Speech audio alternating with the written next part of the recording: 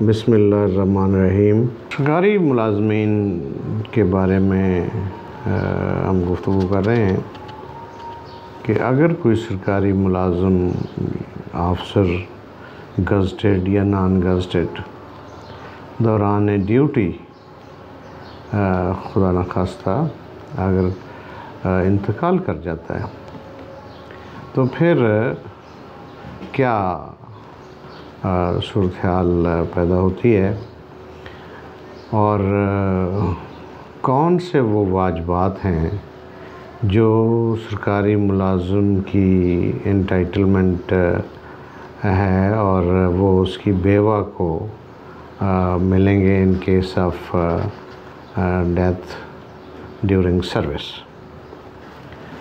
तो इसमें एक तो ये दोनों तरफ़ा है, यानी अगर तो फ़ीमेल है कोई सरकारी मुलाज़िम है या अफसर है तो उसके स्पाउस को, और इस तरह मेल है तो भी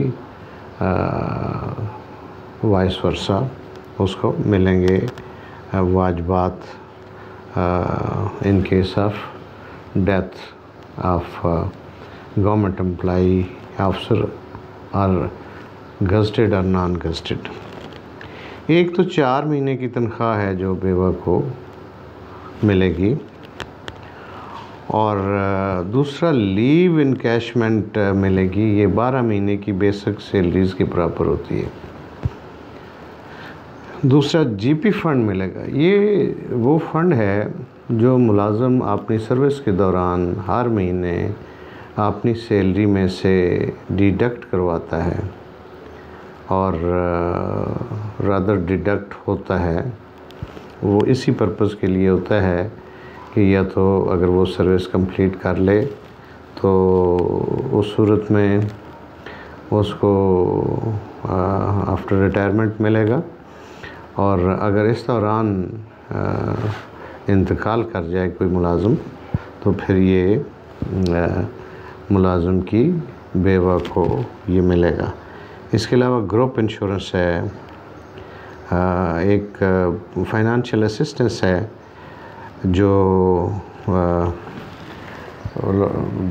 बेवा को मिलेगा, और एक इसके अलावा जब तक उस मुलाज़िम का यानी रिटायरमेंट और यानी फ़र्ज़ किया एक मुलाज़िम की का इंतकाल हो जाता है ड्यूरिंग सर्विस, लेकिन अभी तक उसकी 10 साल सर्विस पड़ी है, तो 10 साल तक पूरी तनख्वाह जो है वो मुलाज़िम की विडो को मिलती रहेगी।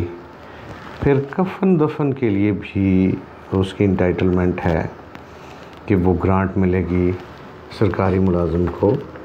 अगर वो गज़टेड है तो 20,000 रुपया मिलेगा, अगर नॉन गज़टेड है तो 12,000 रुपया मिलेगा। इसके अलावा एक बहबूद फ़ंड में से माहाना इमदाद की मदद में डीसीओ की तरफ से भी असिस्टेंस प्रोवाइड की जाती है, और एक वो ग्रांट है जिसको हम फेयरवेल ग्रांट कहते हैं। ये एक तनख्वाह के बराबर होती है। ये सिर्फ गज़टेड जो ऑफिसर्स हैं ये उनको मिलती है, और एक फ़र्द लवाहिकीन में से अगर बच्चा कोई मुलाजमत के लिए एलिजिबल ना हो यानी कम उम्र हो तो एक बच्चे की मुलाजमत की भी इंटाइटलमेंट है। यानी एक कोई अगर तो अपना उसका कोई बच्चा है बेटा या बेटी तो उसकी मुलाजमत की इंटाइटलमेंट, और अगर नहीं है बेटा या बेटी में से नहीं है तो फिर उसमें से लवाहिकीन में से कोई एक फ़र्द जो है ये उसकी इंटाइटलमेंट बनेगी, उसको नौकरी डिपार्टमेंट देगा। अब तफसील उसकी ये है कि कितनी वाजिबात जो है वो किस कदर मिलेंगे किस ग्रेड को। तो ग्रेड 1 से लेके 4 तक ये 16 लाख रुपया है, ये माली इमदाद की मद में। 5 से लेके 10 स्केल तक 19 लाख रुपया है, और ग्रेड 11 से लेके 15 तक 22 लाख, 16 से 17 तक 25 लाख, 18 से 19 तक 34 लाख और 20 स्केल से या ग्रेड से ऊपर के लिए 40 लाख रुपए। ग्रुप इंश्योरेंस की मद में स्केल 1 से 4 तक 1.5 लाख, 5 से 10 तक 2 लाख, 11 से 15 तक 3 लाख, 16 तक बल्कि 16 को 4,50,000 और स्केल 17 को 6 लाख और स्केल 18 को 8,75,000, 19 को 10,50,000 और 20 और उससे ज़्यादा स्केल के जो ऑफिसर्स हैं उनको 12,50,000 रुपया ये ग्रुप इंश्योरेंस की मद में मिलेंगे। और एक स्कॉलरशिप है, एजुकेशन स्कॉलरशिप, जिसको तालीमी वजीफ़ा भी कहते हैं। ये स्केल 1 से 15 तक के मुलाजमीन हैं, उनके जो बच्चे प्राइमरी से मैट्रिक तक होंगे 3,000 रुपया, इंटर बैचलर और मास्टर्स तक की क्लासेस में जो हों उनको 6,000 रुपया स्कॉलरशिप और 16 से 22 तक ग्रेड के जो ऑफिसर्स हैं उनका प्राइमरी से मैट्रिक तक जो वजीफ़ा है, तालीमी वजीफ़ा, ये 10,000 रुपये, इंटर बैचलर और मास्टर के लिए 20,000 रुपया और इसके अलावा जो मंथली ग्रांट है उसकी मद में गज़टेड जो नॉन गज़टेड जो मुलाजमीन हैं उनको 2,550 रुपये और जो गज़टेड हैं उनको 5,000 रुपया माहाना मिलेगा। अब लीव इनकैशमेंट को किस तरह करके कैलकुलेट करना है, वो आप जितनी भी छुट्टियां हैं मुलाजिम की उसको आप डिवाइड करेंगे विद 30 से तकसीम कर देंगे और फिर उसको मल्टीप्लाई करेंगे जो लास्ट बेसिक सैलरी थी मुलाजिम की उसके साथ आप उसको मल्टीप्लाई करेंगे तो जो अमाउंट बनेगी ये लीव इनकैशमेंट की मद में ये मुलाजिम की बेवा या वाइस वर्सा ये उनको मिलेंगी। तो ये है तफसील उन वाजबात की जो एक मुलाजिम दौरान सर्विस इंतकाल कर जाए तो ये उसकी इंटाइटलमेंट है, मगर ये मिलेगी अगर मेल है इंतकाल करने वाला तो उसकी बेवा को, और इसी तरह अगर फ़ीमेल है तो वाइस वर्सा उसके स्पाउस को ये मिलेंगे फंड्स, वाजबात इनको कह लीजिए। एक्चुअली ये हैं तो पेंशनरी बेनिफिट्स, लेकिन वो हयात ना रहा मुलाजिम तो अब ये वाजबात हो गए और ये लवाहिकीन में से बेवा की इंटाइटलमेंट है, अब ये उसको ये मिलेंगे।